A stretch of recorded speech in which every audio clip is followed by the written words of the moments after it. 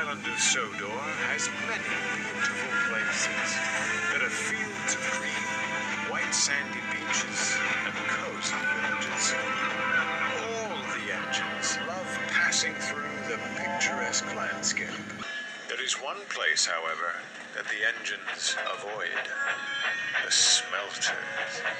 The air seemed to grow cold as the sound of snorting machines whirred all around.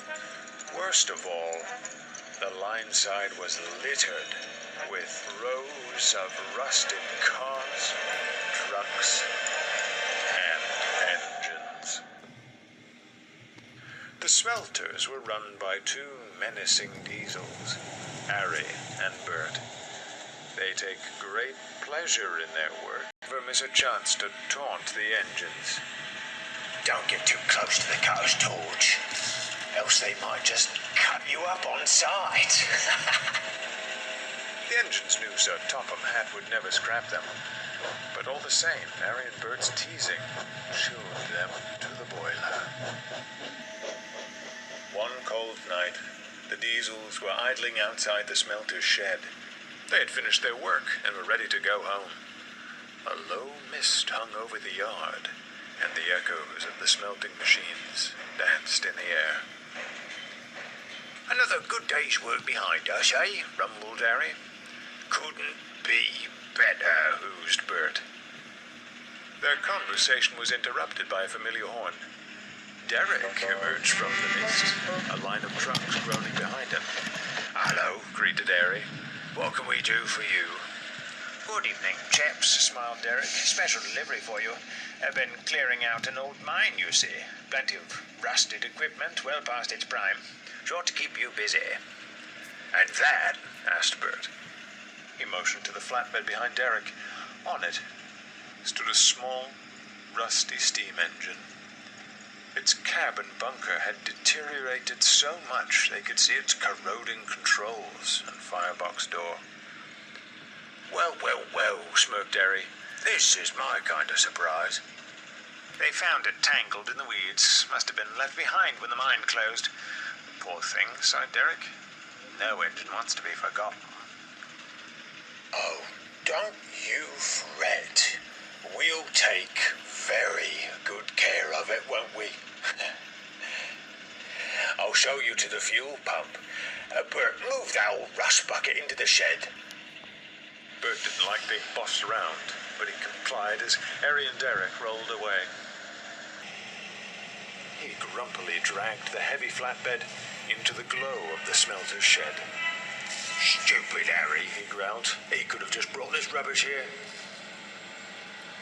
As he rolled along, the old steam engine creaked and groaned.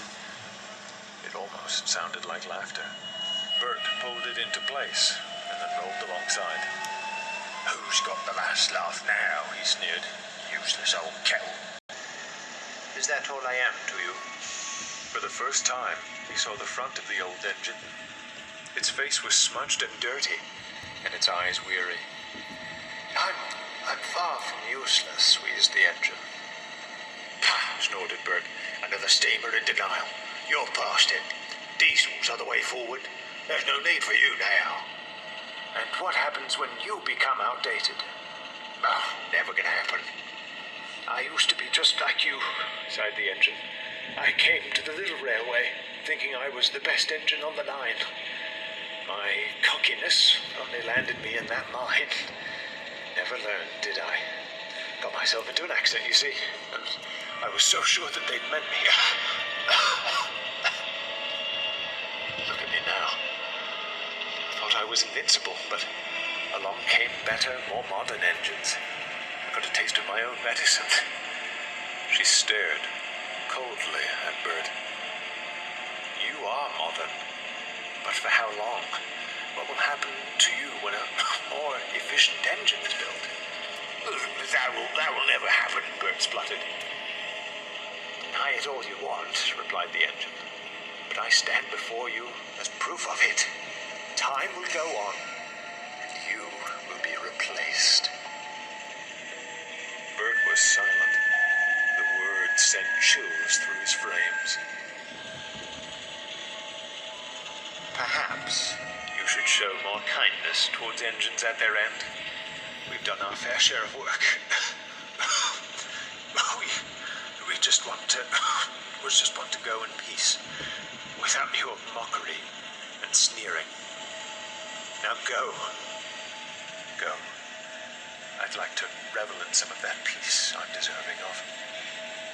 Bert said nothing. He was deeply affected by the engine's words, but didn't want to show it. He continued to sneer as he rolled out of the smelter's shed. Harry was waiting for him. Derek had gone, and the fog was beginning to lift.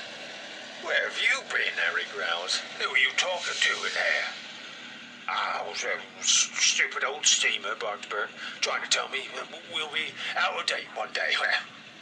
Harry stared blankly. How did you talk with it? Bert looked back. As the doors of the smelter's shed began to close, he saw no face on the engine. Rusted boiler tubes snaked from the smoke box. Bert was in disbelief. The shed door shut with an unsettling thud. All that exhaust has got to you. Harry cackled. Oh, shut up, snapped Bert. He rolled off to their shed without another word. Bert is a different engine now. While still menacing, he no longer taunts the steam engines with threats of scrap. He is still silent whenever he goes into the smelter shed. He is thinking of that spectral old engine. Every shadow, every noise reminds him of that night. I think the engine's words will follow Bert for a long time. Don't you?